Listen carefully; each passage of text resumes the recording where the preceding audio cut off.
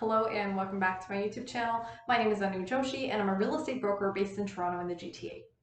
On today's video, I'm going to be discussing the Bank of Canada interest rate and what's happening with that right now. So there's a lot of uncertainty in the market we know right now, especially with the various economic factors that we're seeing play out, including escalating inflation throughout Canada and throughout much of North America. Now, the Feds down south in the US have been increasing their interest rate by big leaps and bounds, and Bank of Canada is expected to follow.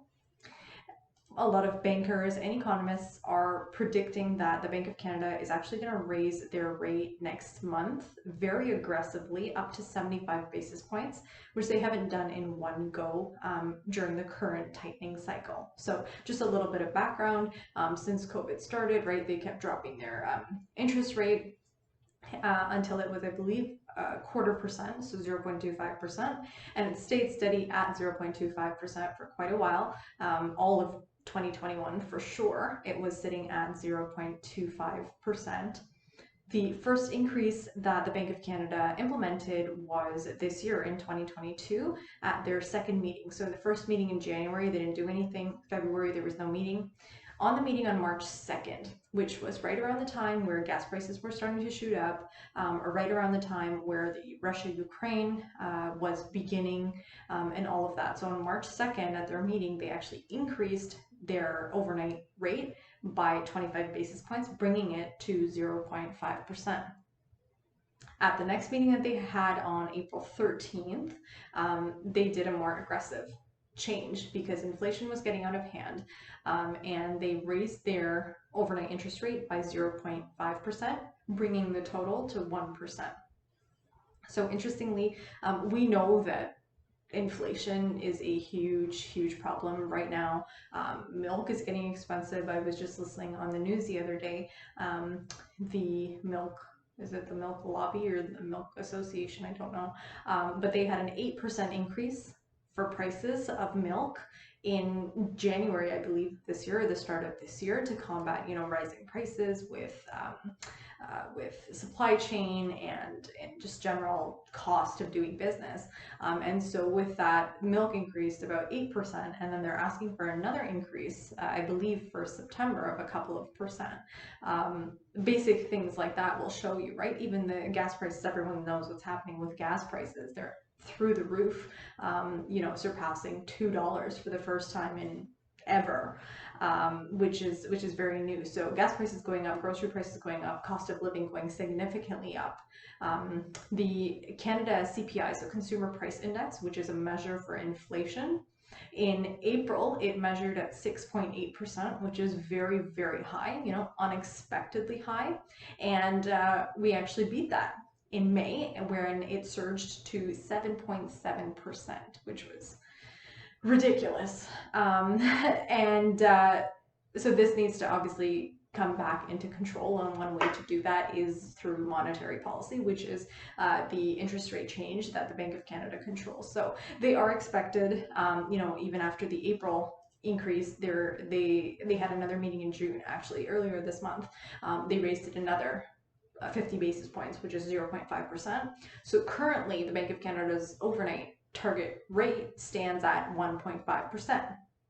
Now, it is expected, some economists are saying that the overnight rate is going to need to go up to about 3% for things to kind of be reined in, right? To rein in inflation, to rein in cost of living. Obviously, these things will come as a response to the interest rate changes, and so obviously there's a delay, right, of a couple of weeks, of a couple of months of business, where we actually start to see the impact in the economy. But basically, the 25 basis point increase in March, the 50 basis point increase in April, and this other 50 basis point increase in June has resulted in a 1.5% target rate. And if economists are saying that it needs to reach at least 3%, the 3% to kind of level off and to kind of get inflation in check, that's quite a ways away, right?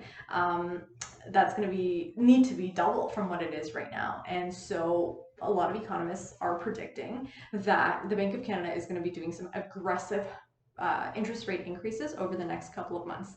Now, their next meeting, I believe, is in July, next month, and it is expected, just based on the articles that I've been seeing and based on commentary from economists, that they are going to be raising it by 0.75%. So that's quite an aggressive change, absolutely. But if what the economists are saying is true, that we need to reach 3% for it to have any sort of, measurable impact on our economy in terms of getting inflation in check, then that's going to need to happen.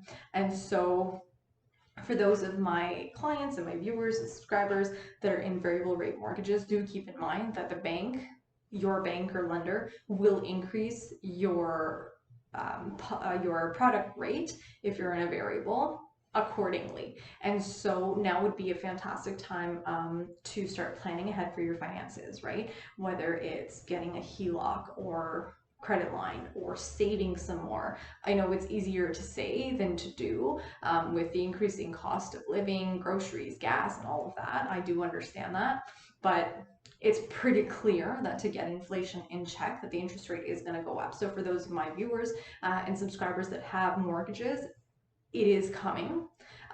This is not like a doomsday kind of video or anything, but this is the commentary that's in the market. If you look at the numbers, that is what's required, right, to get inflation in check, and that's a long-term sort of monetary policy that we need to do as a country to get things in check. And obviously the overnight interest rate impacts more than just mortgages, right? So we do need to keep in mind, but yes, it will be impacting your mortgage if you're on a variable rate. If you think now is a good time to go into fixed, obviously I can't give like a blanket answer for anyone because it depends on a number of things, right? What your policy rate is now, what your lender is offering in terms of a fixed rate. If you were to lock in it now, the advice is going to be, it depends, because it really does. Depends on your mortgage amount, depends on the mortgage product that you're in, depends on which lender you're with, depends on how many years you have left on your term, right? Depends on whether you're going to be a new buyer or you're already in a mortgage product and that needs to change. So the advice is going to vary. I would recommend reaching out to either your accountant or your financial advisor or your banker, right? Your mortgage advisor or your bank. To really understand what are the implications of the rate change that's going to happen. But I can tell you this, when the Bank of Canada raises their rate, banks are fairly quick to follow. Most often, RBC raises or decreases their rate first. TD is usually quick to follow, and then the big five, big six, the rest of them are right in there with those policy changes coming into effect. So do keep it in mind. Now is a great time to start planning. Even though I don't have all the answers, I am here to provide you with information and to direct you to the right representatives. So your financial rep, your mortgage rep, your accountant, these are the people that can help you do more financial planning. If you have questions about getting a new mortgage, that's something definitely I can help you with, and I can walk you through the process and how it works and what it's going to look like, right? Whether you buy this month or next month or the month after.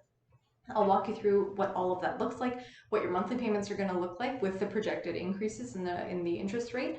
And if you have any questions about real estate, I can absolutely help you out with that. If you have any questions, do leave them below, and the description box has all of my contact information. If you thought this video was helpful, please give it a thumbs up. I love to hear from you and get your feedback, and also please make sure that you subscribe to my channel because I do post new informative videos every single week. Thank you so much for watching to the end of this video, and I'll see you on the next one.